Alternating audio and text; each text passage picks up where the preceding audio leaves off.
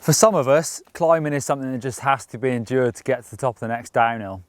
It could be a 5-minute on the local loop, or it could be 2 hours of grinding to get to the top of the next epic descent. Either way, there are things you can do to help surviving a climb feel much easier. And they don't have to be wearing lycra or shaving your legs. And if we're honest, neither of those things work anyway.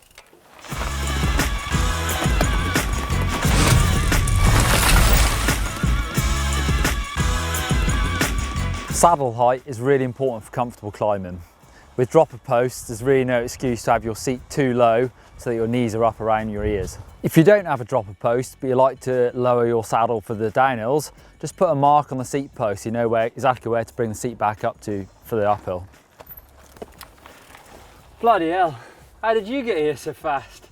Having your seat too low really limits the amount of force you can put through the pedals.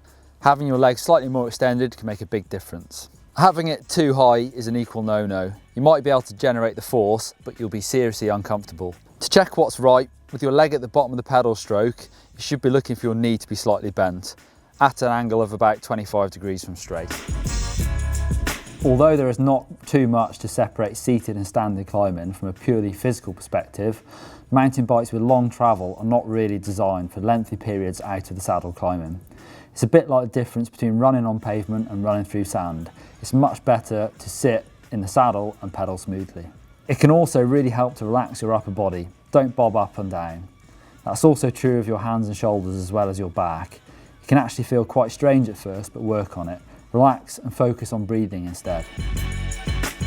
Surviving a climb is about setting off at a pace that you know you can handle. Basically, you want to start slowly, warm into the climb, and make sure that you do not blow before you reach the top.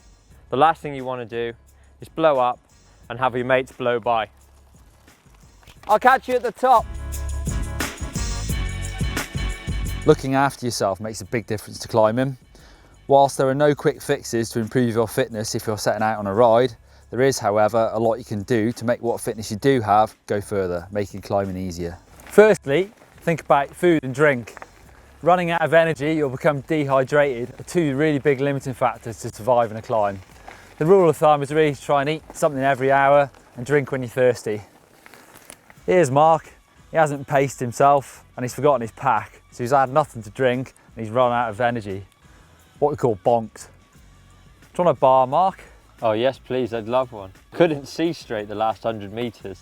The other thing is your temperature. Do what you can to moderate your temperature and try to stay comfortable. If you're settling in for a long climb, that might mean taking off your pads or your gloves before you start in order to stay cooler, or getting rid of an extra layer from your top and stuffing it into your rucksack. Don't overheat, as that really does make surviving climbs much harder. Having a positive mental attitude is something of a cliche, but there's no denying it really does work. There is no way you can ever really learn to survive climbs if every time you get to the bottom of one, your heart sinks and you think about how rubbish this is going to be. At the end of the day, they can't ever really be that bad. Yeah, they can be uncomfortable, but come on, man up. All you've got to do is think about the reward when you get to the top, the great big massive descent that you've worked so hard for. There you go, some top tips to help survive a climb. Get your saddle at the right height, try and stay seated for the majority of the climb, and remember to keep on top of your fuel, so you're eating and drinking so you've got as much energy as possible. Pace yourself. Don't try and race your mates unless you're absolutely sure you can smash them. Try to remain positive while climbing, and remember, at the end of the day, getting to the top just allows you to do more of the fun stuff. And talking about fun stuff, for more tips on descending, click on one of these two videos here and here. You can also click on me to subscribe to GMBN. It's free. It's free. Everybody likes free, Neil. There's no better value than free. Grand. Do you want a bar, Mike? Do you want a bar, Mike? Oh.